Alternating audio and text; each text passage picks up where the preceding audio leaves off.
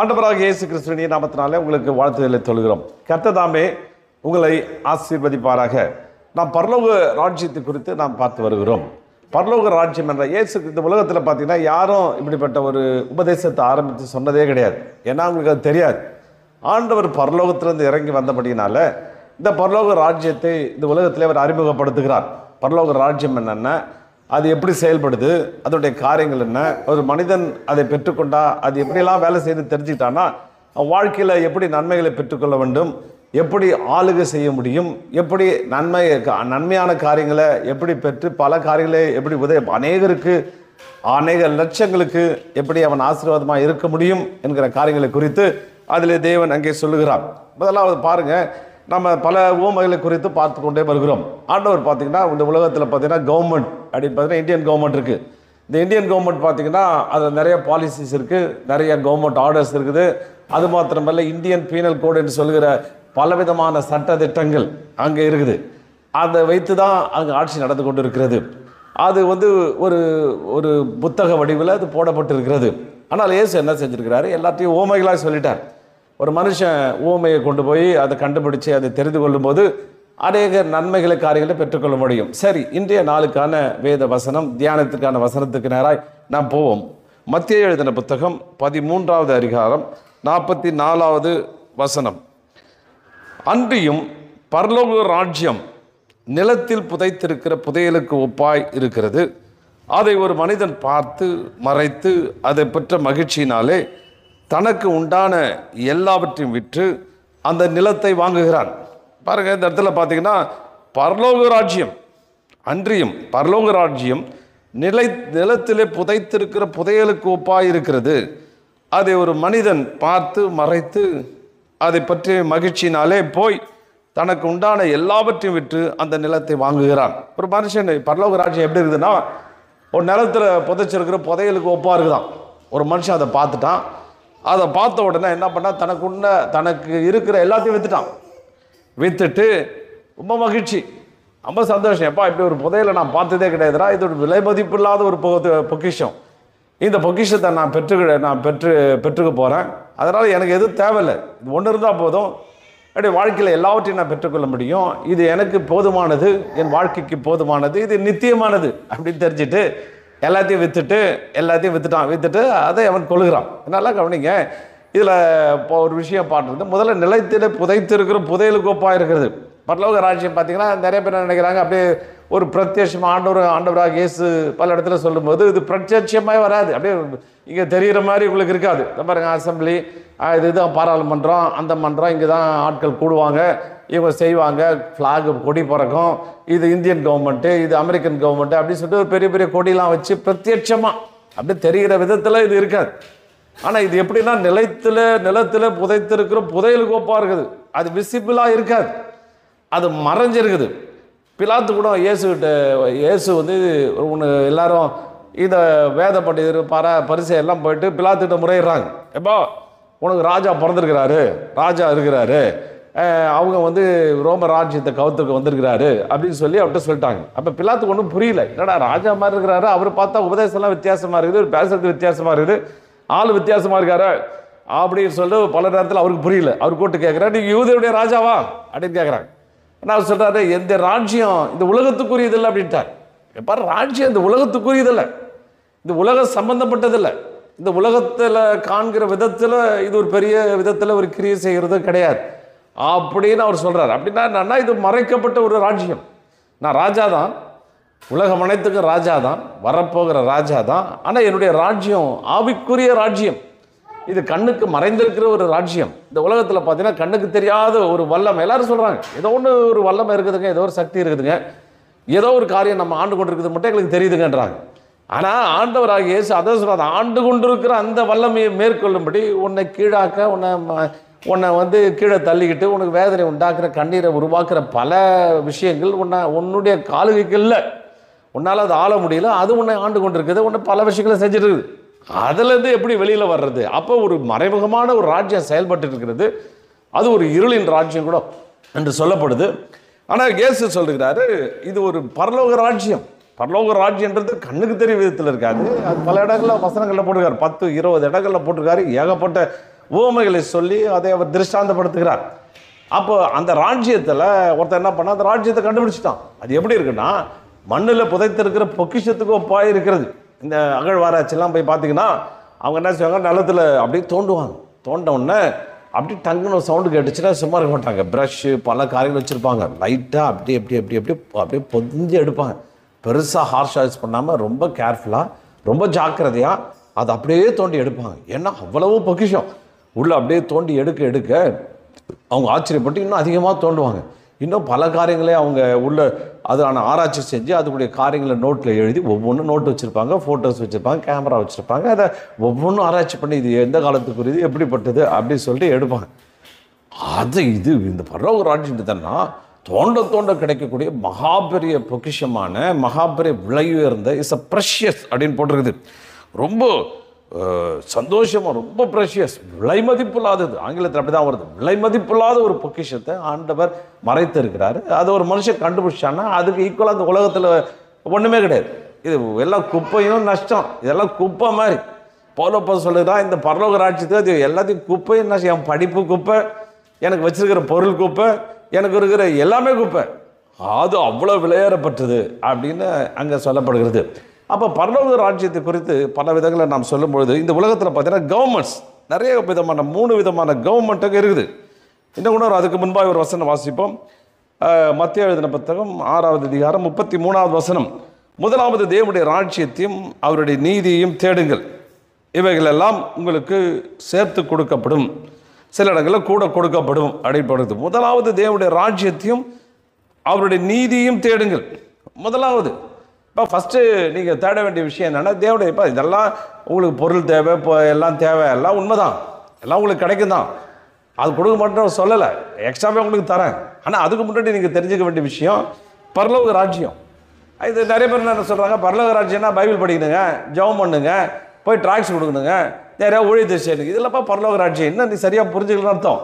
என்ன பண்ணுறது, பரலோக ராஜ்யத்தையும் அவருடைய நீதியையும் தேடுங்கள். அதாவது பரலோக ராஜ்யன்றது என்னன்னா, இட்ஸ் என்ன கவர்மெண்ட். இப்போ நம்ம இதில் சொன்னாங்க இது கவர்மெண்ட்டு சொல்லலாம், ஹெவன்லி கவர்மெண்ட். அந்த கவர்மெண்ட் நீதி.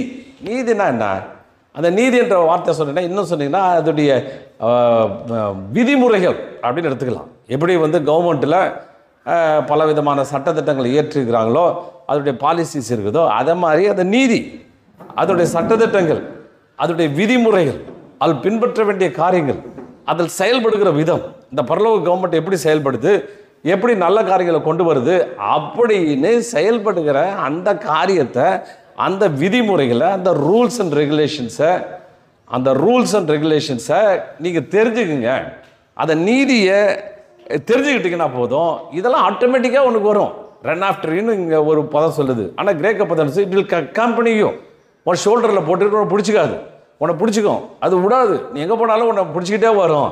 இந்த பக்கம் ஒரு கம்பெனி, அந்த பக்கம் ஒரு கம்பெனி உன் கூட சேர்ந்துக்கும், எல்லாமே உனக்கு வந்துடும் அப்படின்றா. சரி, அந்த பரலோக ராஜ்யத்தை ஏதோ நம்ம வந்தோம், சில பேர் ஜெபம் பண்ணோம், ஏதோ கடகடன்னு ஒரு ப்ரேயரை பண்ணோம், கடகடன்னு ஏதோ ஒன்று செஞ்சோம், ஏதோ ஒரு பிரசங்கம் பண்ணோம், அது இல்லைப்பா பரலோக ராஜ்யம். அது எப்படி செயல்படுது, எப்படி அந்த காரியம் நடைபெறுது, அந்த பரலோக ராஜ்யம் ஆப்ரேட் பண்ணுறது எப்படி, அப்படி சட்ட திட்டங்கள்லாம் நுணுக்கமாக ஆராய்ச்சி செஞ்சு அது செயல்படுகிற விதத்தை கண்டுபிடிச்சிட்டா உனக்கு எக்ஸ்ட்ராவே எல்லாம் கிடைக்கும். ஏன்னா உனக்கு தெரிஞ்சு போச்சு ரூட் எப்படி, அது எப்படின்னு உனக்கு தெரிஞ்சு போச்சு. எங்கள் அப்பா பார்த்தீங்கன்னா ஒரு போலீஸ் இன்ஸ்பெக்டராக இருந்தார். ஒரு முறை அவர் காலையில் எழுந்து ட்ரெஸ் எல்லாம் கிளம்பிட்டு பெல்ட் எல்லாம் கட்டிக்கிட்டு அப்படின்னார். அந்த நாட்களில் பார்த்தீங்கன்னா அந்த ட்ரெஸ் எல்லாம் பார்த்தீங்கன்னா அப்படியே கஞ்சி போட்டு வரப்பாக இருக்கும். அவர் ஒரு ட்ரௌசர் போட்டிருப்பார், கத்தி மாதிரி நிற்கும், அப்படி நிற்கும் கத்தி மாதிரி.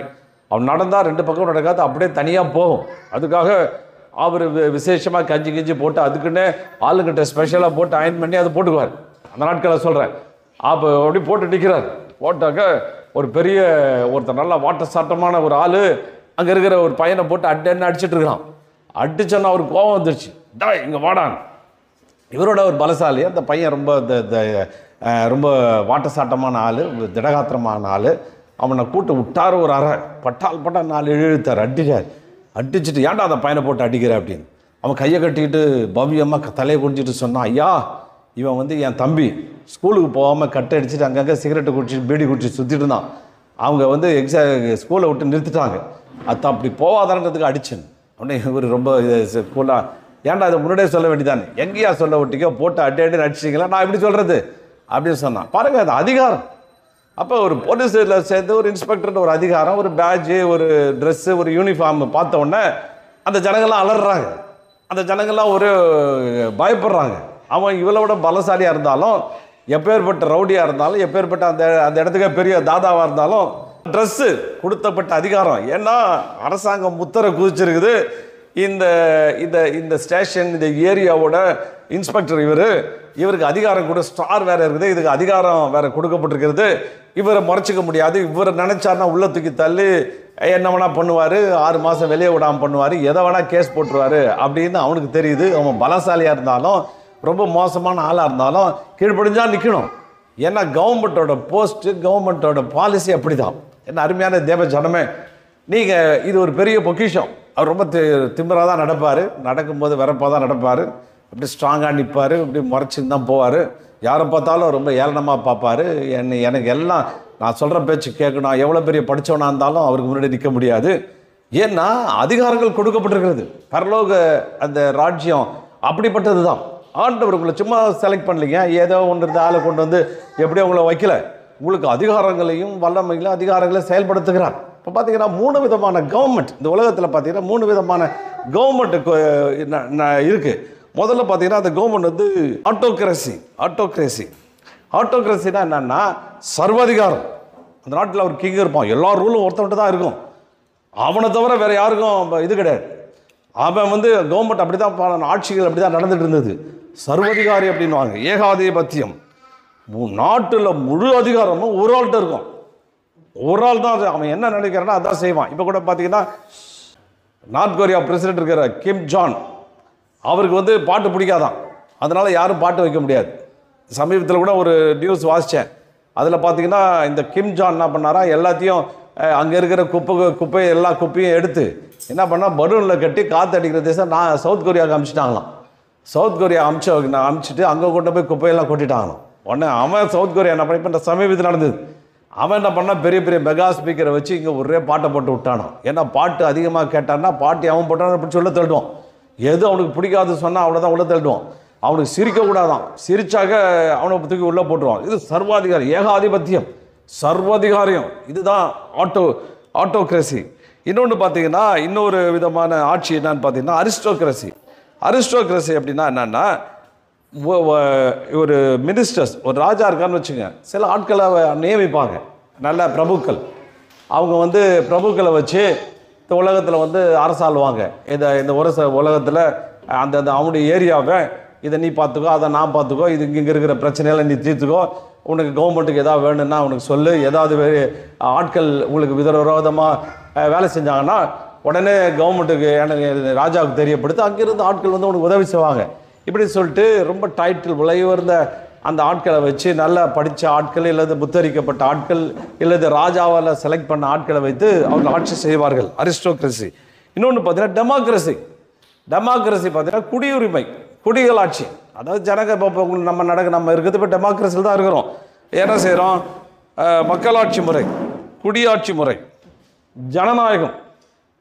இப்போ நம்ம வந்து நடக்கிறது ஜனநாயகம். அவங்கெல்லாம் சேர்ந்து ஒரு ஆளை செலக்ட் பண்ணுவாங்க.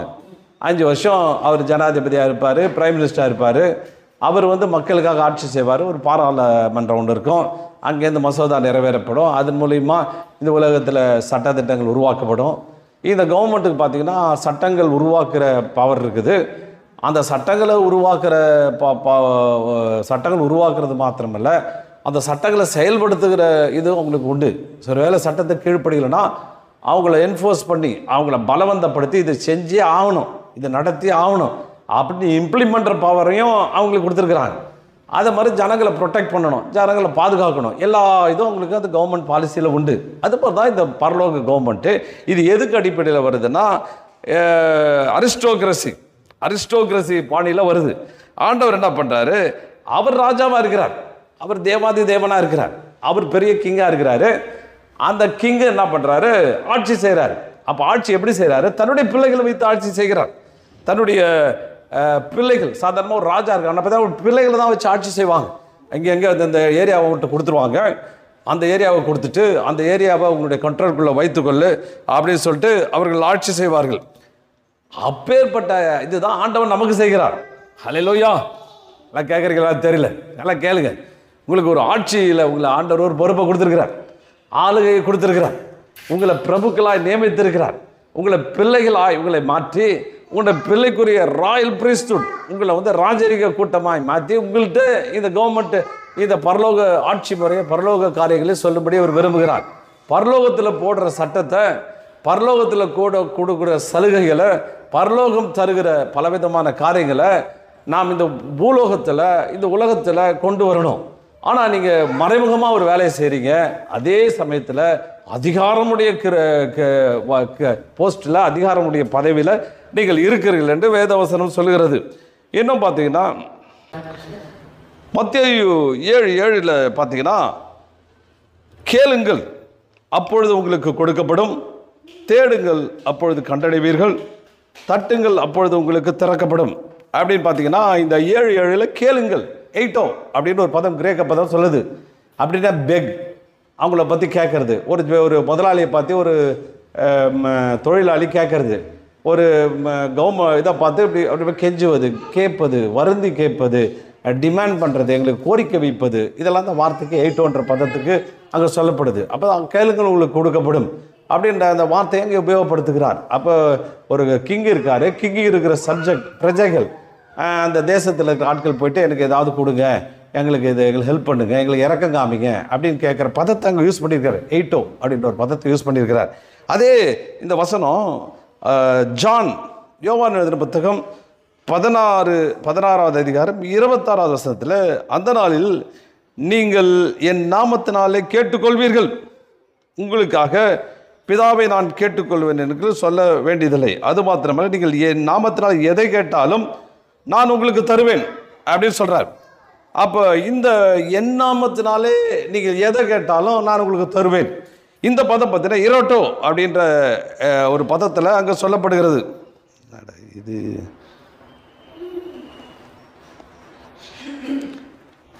இரோட்டோ அப்படின்னு ஒரு பதம் சொல்லப்படுது.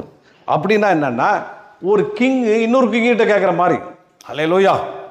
ஒரு கிங், ஒரு ராஜா இன்னொரு ராஜா கிட்ட உதவி கேட்குற மாதிரி இருக்குதான்.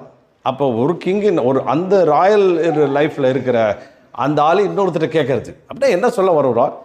ஆண்டவர் சொல்கிறாரு, கேளுங்கள் அப்பொழுது கொடுக்கப்படும். இது வந்து அந்த ஸ்தானத்திலிருந்து இயேசு கல்வாரி சிலுவையில் அவர் அடிக்கப்பட்டு ரத்தம் சிந்தின பின்பு, துரைத்தவர்கள் அதிகாரங்களை உறிந்து கொண்ட பின்பு, அவர் ரத்தத்தினால நீங்கள் மாற்றப்படுகிறீர்கள், நீங்கள் ரத்தத்தினால பிள்ளைகளாக முடிய அதிகாரத்தை கொடுக்கிறீர்கள், நீங்கள் தேவனுடைய புத்திரராய் நீங்கள் மாற்றப்படுகிறீர்கள், தேவனுடைய புத்திரராக நீங்கள் மாறுறதுனால நீங்கள் கிங்குக்குரிய அந்த ராஜரிக அந்த அதிகாரத்தை பெற்றுக்கொள்கிறீர்கள்.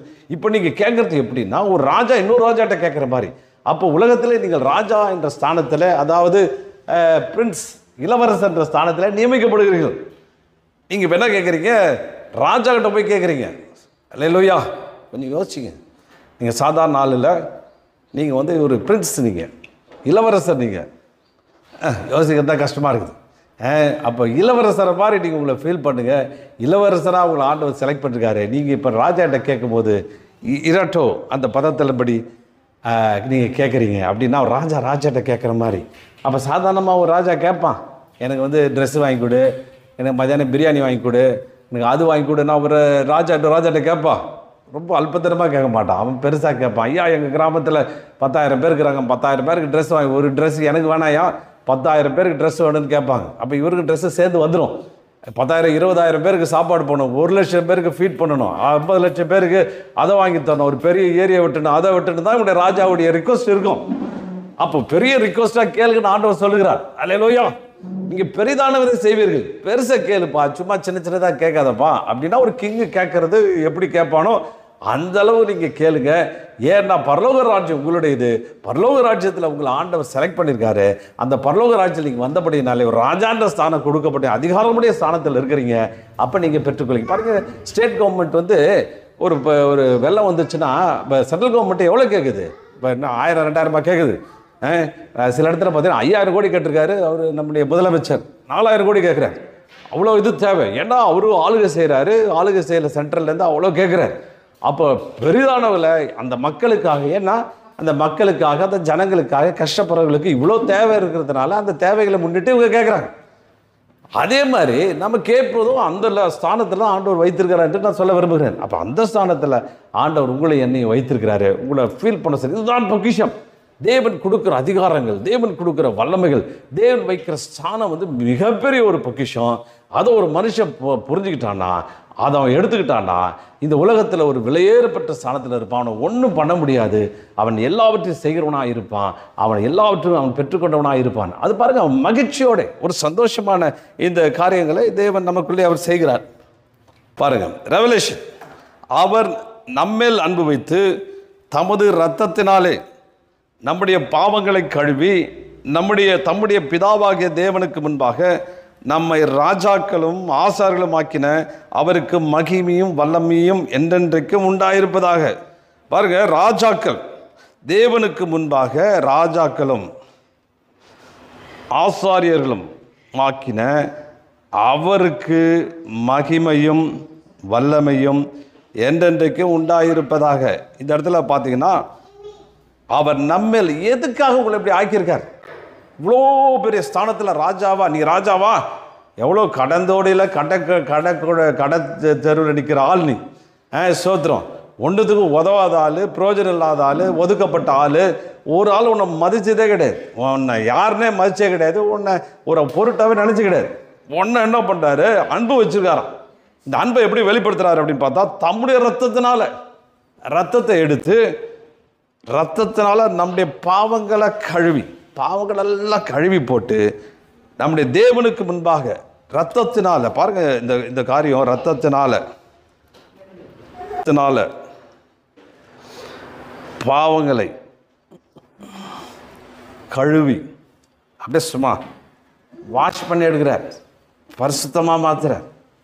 அப்படியே சும்மா அப்படியே வெள்ளேன்னு மாத்துறார். கழுவிட்டு தம்முடைய தேவனுக்கு முன்பாக, யாரு? தேவாதி தேவனுக்கு முன்பாக ராஜாவை உன்னை ஆர்டைன் பண்ணுறார், ஆசாரியர்கள் மாத்துறார். ஆசாரியர்னா எப்பொழுதும் தேவனோடு தொடர்பு கொள்கிற ஒரு மனுஷன். ராஜாக்களும் ஆசாரியர்களும் ஆக்கின அவருக்கு. பார்த்தே பழைய ஏற்பாட்டில் பார்த்தீங்கன்னா, ராஜா வேற, ஆசாரியம் வேற. ராஜா வந்து ஆசாரியர் என்ன போகக்கூடாது. தாவீது கூட சொல்லும்போது சொல்கிறான், அவருடைய வாசப்படியில் 1000 ஆகாமிய கூடாங்களே வாசமாக இருப்பதை காட்டிலும் அவருடைய வாசப்படியில் ஒரு நாள் தரித்திருப்பான். வாசப்படியில் தான் உட்கார முடியும், உள்ளெல்லாம் போக முடியாது. அவர் அப்படிப்பட்ட காரியங்கள் அந்த ராஜா உள்ளே போக முடியாது.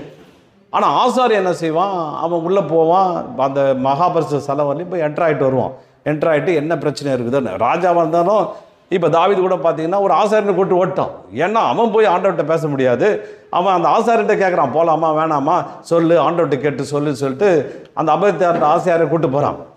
ஆனால் இப்போ என்ன பண்ணுறாரு? இப்போ அவனுக்கு ராஜாவாக தான் அவன் இருக்க முடியும், அப்புறம் ஆசாரியே ராஜாவாக முடியாது. ரெண்டும் வேற, ரெண்டும் பெரிய உன்னதமான ஸ்தானம், அற்புதமான ஸ்தானம், ஆச்சரியமான ஒரு காரியம்.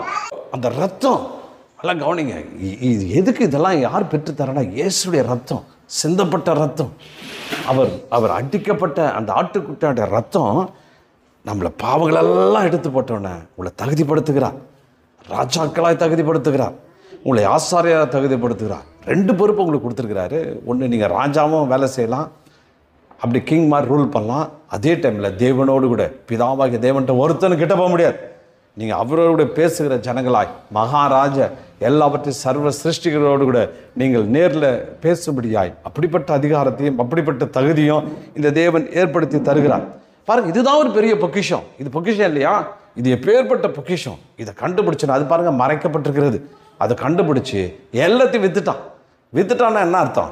அப்படியே எல்லாத்தையும் இருக்கிற ப்ராப்பர்ட்டிலாம் வித்துட்டு அப்படி இல்லை. இதெல்லாம் வந்து கிரீக் வேர்டா, இது ஆவிக்குரிய அர்த்தம். ஏசாவை குறித்து சொல்லும்போது அவன் சேஷ்ட புத்திர பாகத்தை விற்று போட்டான். இப்போ அவனுக்கு கொடுத்த ஒரு பெரிய சிலாக்கியத்தை, சேஷ்டபுத்திரம் என்றது பெற்றுக்கொள்கிற பிறப்பிலே கொடுக்கப்படுகிற உன்னதமான ஸ்லாக்கியம், தகப்பனுக்கு ஏற்ற ஒரு ஸ்லாக்கியம்.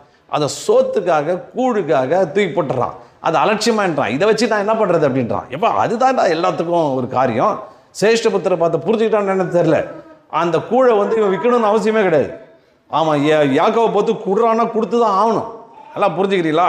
இவன் சேஷ்டபுத்திரன் தகப்புடைய ஸ்தானத்தில் இருக்கிறதுனால யாக்கோபு கொடுத்தே ஆகணும். அது போய் கெஞ்ச வேண்டிய அவசியம் இல்லை, விற்க வேண்டிய அவசியம் இல்லை. ஏன்னா அவனுக்கு அவனுடைய ஸ்லாக்கியம் தெரியல. அவன் எந்த வீட்டுக்கு போனாலும் சாப்பாடு கொடுத்தாவனோ கொடுக்கானோ அவனுக்கு செஞ்சு ஆகணும். ஏன்னா அப்பேற்பட்ட உன்னதமான ஒரு காரியம் அவனுக்கு. அவன் போய் கெஞ்சிட்டு அதை விற்று போட்டான். ஏன்னா வேல்யூ தெரியல. இன்றைக்கி அப்படி தான் ஆண்டவர் கொடுத்த அந்த ஸ்லாக்கியம் தெரியல, வேல்யூ தெரியல, அவருடைய ஏற்படுத்தின விதம் தெரியல, அவர் ரத்தத்தினுடைய மதிப்பு தெரியல, அந்த ரத்தத்தினால என்ன கிடைச்சதுன்னு உனக்கு தெரியல.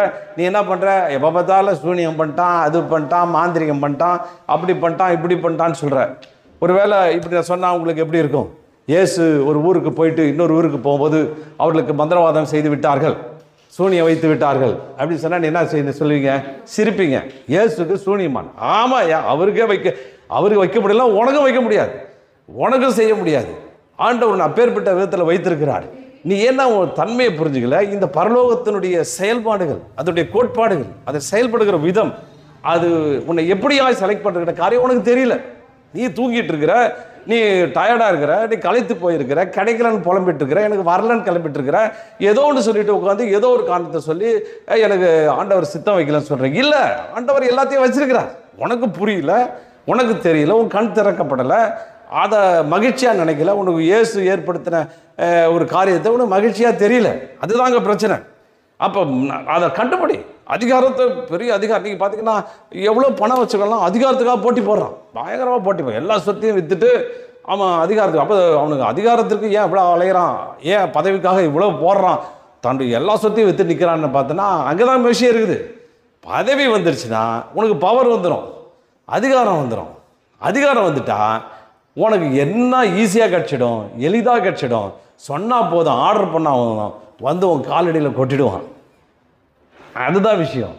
அதை தான் பார்த்தான் அவன். பெரிய பொக்கிஷத்தை கிடச்சிட்டா அப்படின்னு சொல்லி எல்லாத்தையும் விற்று இதுதான்டா எனக்கு முக்கியம் அப்படின்னா. பரலோக ராஜ்யம் அப்பேற்பட்டது, விலையேறப்பெற்றது, அற்புதமானது. இன்னும் 2-3 வசனங்களை சொல்லி நான் முடிக்கும்படி விரும்புகிறேன். அன்றியும் பரலோக ராஜ்யம் நிலத்தில் புதைத்திருக்கிற புதையலுக்கு ஒப்பாய் இருக்கிறது. அதை ஒரு மனிதன் பார்த்து மறைத்து அதை பற்றி மகிழ்ச்சியினாலே தனக்கு உண்டான எல்லாவற்றையும் விற்று அந்த நிலத்தை வாங்குகிறான். பரலோக ராஜ்யம் அவ்வளவு விலையேறப்பெற்றது, அது அவ்வளவு அற்புதமானது. அந்த ராஜ்யத்தினுடைய வல்லமையும் அதிகாரம் இந்த உலகத்தில் ஏதோடு கூட ஒப்பிட்டு பேசவே முடியாது. அப்பேற்பட்ட அதிகாரமுடைய ஒரு பரலோக ராஜ்யத்தினுடைய மெம்பரா, ஒரு ஆளா. ஒருவேளை உங்களை இந்த கவர்மெண்ட் மிலிட்ரியில் உங்களை ஆள் எடுத்துட்டாங்கன்னா நீங்கள் எப்படி நிமிர்த்து நடப்பீங்க? உங்களுக்கு துப்பாக்கி கொடுக்கப்படும், பல விதமான ஆயுதங்களை எப்படி உபயோகிக்க கற்றுத்தரப்படும். எதிரிகிட்ட போராடுறதுக்கு சகல காரியங்களும் சொல்லி தருவாங்க, கொடுப்பாங்க. ஆனால் அதை காட்டிலும் மிகுந்த வல்லமையுள்ள அதிகாரமுடைய, அதை காட்டிலும் ஆயுதங்கள் பலமை, எந்த உலகத்தில் இருக்க எந்த ஆயுதத்தையும் முறியடிக்கிற பெரிய பெரிய ஆயுதங்களை தேவன் உனக்கு சொந்தமாய் தரப்போகிறார். அது மாத்திரமல்ல, உனக்கு ஒத்தாசையாக பரலோக கவர்மெண்ட்டே உனக்கு இறங்கி வரும். பரலோக தூதர்கள் உனக்கு உதவி செய்ய முடியாது, அவர்கள் வருவார்கள். அப்பேற்பட்ட அந்த அதிகாரமுடைய, வல்லமையுடைய, கிருபையுடைய, பரலோகத்தினால் நியமிக்கப்பட்ட ஒன்றை இந்த உலகத்தில் எந்த வல்லமையினாலும் ஒன்றுமே பண்ண முடியாது. அப்போ இந்த பரலோக கவர்மெண்ட் எப்படி வேலை செய்கிறது, அது கீழே நாம் இருக்கிறோம், நமக்கு கொடுக்கப்பட்ட ஸ்லாக் என்ன அப்படிலாம் தெரிந்து கொண்டு அதை குறித்து ஆராய்ச்சி செய்து அதை குறித்த காரியங்களை பெற்றுக்கொள்ளும் பொழுது, அதான் சொன்ன முதலாவது தேவனுடைய ராஜ்யத்தை இப்போ ஃபஸ்ட்டு தெரிஞ்சுக்கியா, பிரின்சிபலை தெரிஞ்சுக்கும், கோட்பாடை தெரிஞ்சுக்கும், பிரின்சிபல் எப்படி ஒர்க் பண்ண தெரிஞ்சுக்கும், பரலோக ராஜ்யத்துடைய சிஸ்டம் என்ன தெரிஞ்சுக்கும், அது எல்லாம் தெரிஞ்சுக்கும். நீ அழ வேண்டிய அவசியம் இல்லை, இதெல்லாம் உனக்கு எக்ஸ்ட்ராவாக வரும், கூட கொடுத்துரு தள்ளிடுவேன். நீ உனக்கு புரியல, உனக்கு சிஸ்டம் தெரியல. ஒரு கவர்மெண்ட்டில் ஒரு போஸ்ட்டில் ஒருத்தருக்கான வைத்துக்கொள்ளுங்க, ஒருத்தர் சேர்ந்துட்ட உடனே அவனுக்கு எப்போ இன்க்ரிமெண்ட் கிடைக்கும், எவனா அவனுக்கு பேசிக் பே என்ன, அவனுக்கு அலவன்ஸ் என்ன, டீ அலவன்ஸ் எல்லாத்தையும் அவனுக்கு போட்டு தரப்படும். அவனுக்கு ஒரு 5 வருஷத்துக்கு ஒரு வாட்டி இன்க்ரிமெண்ட் கிடைக்கும், எல்லாம் கிடைக்கும், பதவி உயர்வு கிடைக்கும், எல்லாம் கிடைக்கும், தெரிஞ்சுக்குவான்.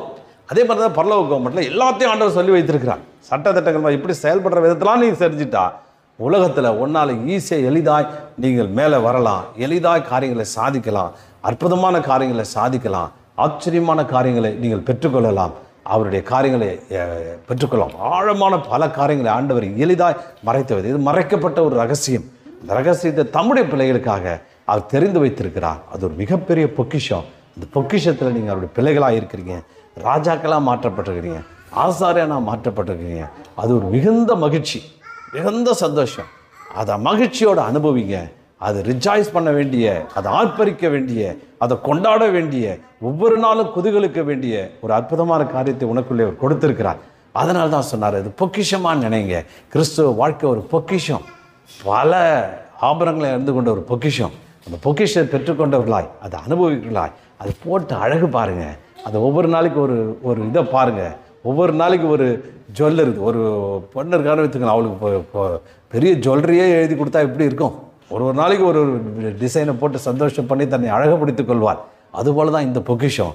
எடுத்து அழகுபடுத்திக் கொள்ளுங்க, அதை போட்டு பாருங்கள். அதுக்குரிய கனமும் மகிமும் விலையேற பெற்றது. அந்த தேவன் உங்களை ஆசீர்வதிப்பார். அப்பேற்பட்ட ராஜ்யத்தை தெரிந்து கொள்ள முடிய தேவன் நமக்கு ஸ்லாக்கியம் கொடுத்திருக்கிறார். அதை தெரிந்து கொள்ளுங்கள், அறிந்து கொள்ளுங்கள், புரிந்து கொள்ளுங்கள், செயல்படுங்கள். தேவன் உங்களுக்கு கிருபைகளை வைத்திருக்கிறார். ஸ்தோத்திரம்.